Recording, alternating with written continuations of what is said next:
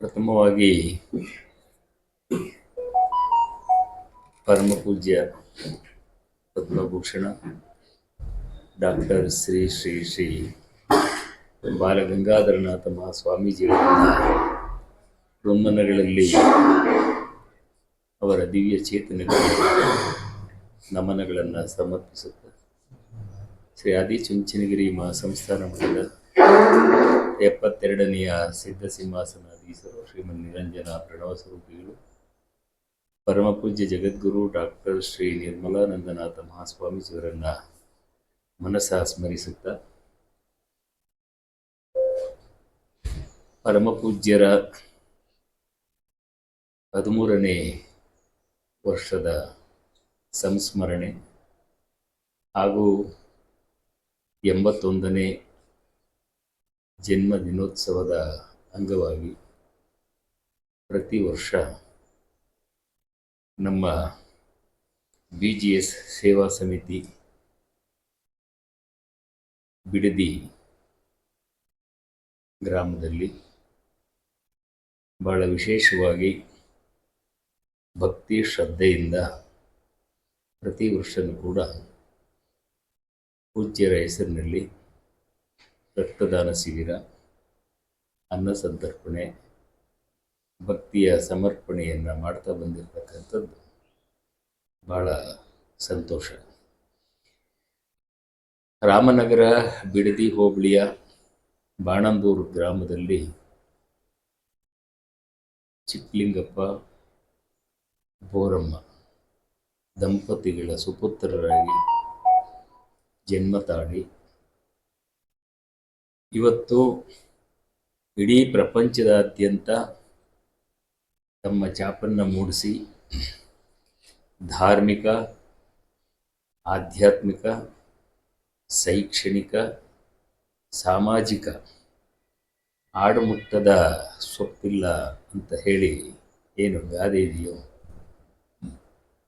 ಅದಕ್ಕೆ ಪರ್ಯಾಯವಾಗಿ ಪರಮಪೂಜ್ಯರು KG PG ತನಕ ಅವರ ಜೀವಿತಾವಧಿಯಲ್ಲಿದ್ದಾಗಲೇ ಸುಮಾರು 500ಕ್ಕೂ ಮಿಗಿಲಾಗಿ ಶಾಖೆಗಳನ್ನು ತೆರೆದು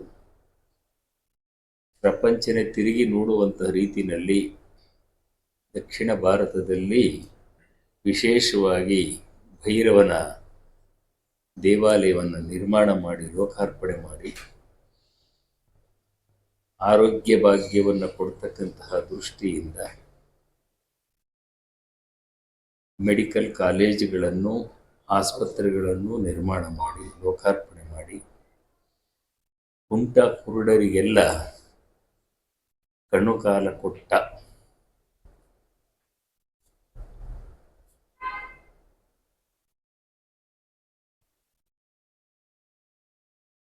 ಅದ್ಭುತ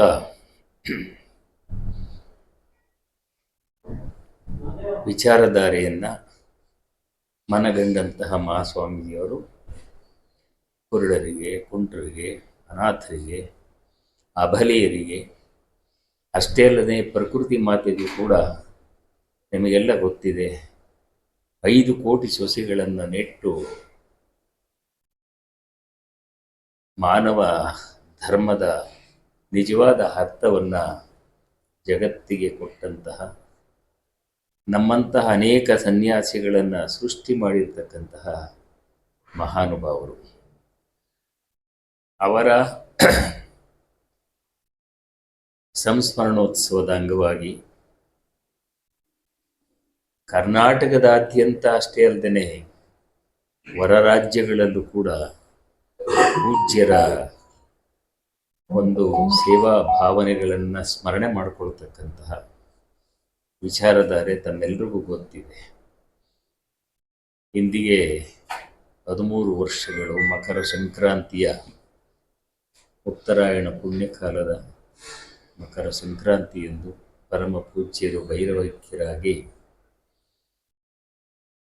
13 ವರ್ಷಗಳು ಕಳೆದಿದ್ರೂ ಕೂಡ ನಮ್ಮೆಲ್ಲರ ಮನಸ್ಸಿನಲ್ಲಿ ಇವತ್ತು ಕೂಡ ಶಾಶ್ವತವಾಗಿ ಇದ್ದಾರೆ ಎಂಬತಕ್ಕಂಥ ಒಂದು ಭಾವನೆ ನಮ್ಮೆಲ್ಲರಲ್ಲೂ ಕೂಡ ಮೂಡಿದೆ. ಬೆಂಗಳೂರಿನಲ್ಲೋ ಮೈಸೂರಿನಲ್ಲೋ ಅಥವಾ ಹಾಸನದಲ್ಲೋ ಶಿವಮೊಗ್ಗದಲ್ಲೋ ಚುಂಚನಗಿರಿಲೋ ಎಲ್ಲೋ ಒಂದು ಕಡೆ ಸ್ವಾಮೀಜಿಯವರು ಇದ್ದಾರೆ ಅಂತಕ್ಕಂತಹ ಭಾವನೆ ಇವತ್ತು ಕೂಡ ನಮ್ಮೆಲ್ಲರ ಭಾವನೆಯಲ್ಲಿ ಮನಸ್ಸಿನಲ್ಲಿ ಅಚ್ಚಳಿಯದೆ ಉಳ್ಕೊಂಡಿರ್ತಕ್ಕಂಥ ಮಹಾನುಭಾವರು. ಅವರ ಗದ್ದಿಗೆಯನ್ನು ಕೂಡ ಲೋಕಾರ್ಪಣೆ ಮಾಡತಕ್ಕಂತಹ ಸನ್ನಿವೇಶ ಸಂದರ್ಭ ಈಗಾಗಲೇ ನಮ್ಮ ಮುಂದೆ ಇದೆ. ಭಾಳ ವಿಶೇಷವಾಗಿ ಅವರ ಒಂದು ಗದ್ದಿಗೆಯನ್ನು ಕೂಡ ಪೂರ್ಣ ಹಂತದಲ್ಲಿ ಮಾಡಿ ಲೋಕಾರ್ಪಣೆ ಮಾಡತಕ್ಕಂತಹ ಸಂದರ್ಭ ಮುಂದಿನ ಫೆಬ್ರವರಿ ತಿಂಗಳಲ್ಲಿ ಆಗಬಹುದು ಅಂತಕ್ಕಂಥ ಉಲ್ಲೇಖ ಕೂಡ ಇದೆ. ಈ ಎಲ್ಲ ಮಧ್ಯದಲ್ಲಿ ನಾವ್ಯಾರೂ ಎಂದಿಗೂ ಗುರೂಜಿಯವರನ್ನು ಮರೆಯುವಂತಿಲ್ಲ. ಯಾಕೆ ಅಂತ ಹೇಳಿದ್ರೆ ಎಲ್ಲರ ಅಂತರಾಳದಲ್ಲಿ ಗುರೂಜಿಯವರು ಉಳ್ಕೊಂಡಿದ್ದಾರೆ. ಯಾವಾಗ ಉಳ್ಕೊಂಡಿದ್ದಾರೆ ಅಂತ ಹೇಳಿದ್ರೆ ಅವರು ಮಾಡಿರತಕ್ಕಂತಹ ಸಮಾಜಮುಖಿ ಕೈಂಕರ್ಯಗಳು, ಸ್ವಾರ್ಥಕ್ಕಾಗಿ ಮಾಡದೇ ನಿಸ್ವಾರ್ಥವಾಗಿ ಮಾಡಿರ್ತಕ್ಕಂಥದ್ದು ನಿಮ್ಮೆಲ್ಲರಿಗೂ ಗೊತ್ತಿದೆ. ಕೇವಲ 30 ದಶಕಗಳಲ್ಲಿ 300 ವರ್ಷಗಳಲ್ಲಿ ಸಾಧನೆ ಮಾಡಲಿಕ್ಕೆ ಆಗದೇ ಇರತಕ್ಕಂತಹ ಸಾಧನೆಯನ್ನು ಪರಮಪೂಜ್ಯರು ಮಾಡಿದ್ದಾರೆ. ನಮ್ಮೆಲ್ಲರಿಗೂ ಗೊತ್ತಿದೆ, ಪೂಜ್ಯ ಸ್ವಾಮೀಜಿಯವರು 71ನೇ ಪೀಠಾಧ್ಯಕ್ಷರಾಗಿ ಆದಿಚುಂಚನಗಿರಿ ಮಠವನ್ನು ಸ್ವೀಕಾರ ಮಾಡಿದಂತಹ ಸಂದರ್ಭದಲ್ಲಿ ಗುರೂಜಿಯವರು ಹೇಳ್ತಾ ಇದ್ದಂಥ ಮಾತು, ಒಂದು 5 ಸೇರು ಅಕ್ಕಿ ಹಾಕಿ ಅನ್ನ ಮಾಡಿ ನೈವೇದ್ಯ ಮಾಡಿದ್ರೆ ಅದೇ ದೊಡ್ಡ ಹಬ್ಬ ಅಂತೆ. ಅಂತಹ ಸ್ಥಿತಿಯಲ್ಲಿದ್ದಂತಹ ಶ್ರೀಮಠವನ್ನು ಇವತ್ತು ಉತ್ತಂಗ ಶಿಖರಕ್ಕೆ ಬೆಳೆಸಿ ಇವತ್ತು 1,53,000ಕ್ಕೂ ಮಿಗಿಲಾಗಿ ವಿದ್ಯಾಭ್ಯಾಸವನ್ನು ಮಾಡತಕ್ಕಂಥ ವಿದ್ಯಾರ್ಥಿಗಳು ಶ್ರೀ ಆದಿಚುಂಚನಗಿರಿ ಶಿಕ್ಷಣ ಟ್ರಸ್ಟ್ನಲ್ಲಿ ಅಧ್ಯಯನ ಮಾಡ್ತಾ ಇದ್ದಾರೆ. ಇದಿಷ್ಟೇ ಅಲ್ಲದೆ ಬೇಕಾದಷ್ಟು ಸಮಾಜಮುಖಿ ಸೇವೆಯನ್ನು ಮಾಡಿರ್ತಕ್ಕಂಥದ್ದು ನಿಮ್ಮೆಲ್ಲರಿಗೂ ವೇದ್ಯ ಇದೆ. ಇದನ್ನು ಮನಗಂಡಿರ್ತಕ್ಕಂತಹ ಸದ್ಭಕ್ತರು, ಅದರಲ್ಲಿ ವಿಶೇಷವಾಗಿ ನಮ್ಮ ಬಿಡದಿ ಗ್ರಾಮದಲ್ಲಿ BGS ಸೇವಾ ಸಮಿತಿ ಸಂಘಟನೆಯನ್ನು ಮೂಲಕ ಪ್ರತಿ ವರ್ಷವೂ ಕೂಡ ಈ ಒಂದು ಸಂದರ್ಭದಲ್ಲಿ ಜನವರಿ ತಿಂಗಳಲ್ಲಿ ಬರ್ತಕ್ಕಂಥವರ ಪುಣ್ಯಾರಾಧನೆ ಹಾಗೂ ಜಯಂತ್ಯೋತ್ಸವದ ಕಾರ್ಯಕ್ರಮವನ್ನು ನಮ್ಮ BGS ಸೇವಾ ಸಮಿತಿಯವರು, ಉಮೇಶ್ ಅವರು, ರಾಜಶೇಖರ್ ಅವರು ಅಷ್ಟೇ ಅಲ್ಲ, ಹಿಂದ್ಗಡೆ ಎಲ್ಲ ಇದ್ದಾರೆ. ಎಲ್ಲ ಮಹನೀಯರು ಭಾಳ ಶ್ರದ್ಧಾ ಭಕ್ತಿಯಿಂದ ಗುರು ಸೇವೆಯನ್ನು ಮಾಡ್ತಾ ಬಂದಿರತಕ್ಕಂಥದ್ದು.